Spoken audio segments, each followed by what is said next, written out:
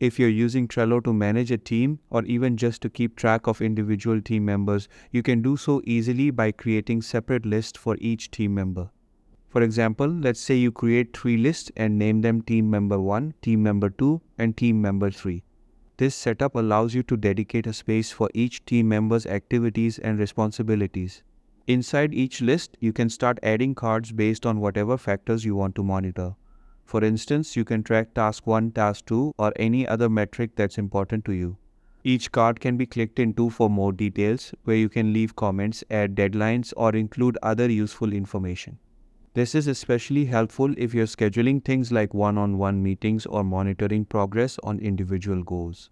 Alternatively, you can also create a single list titled Team Members and then create one card per team member. This method lets you use the card descriptions, checklists, due dates, and other features to keep tabs on each person's status.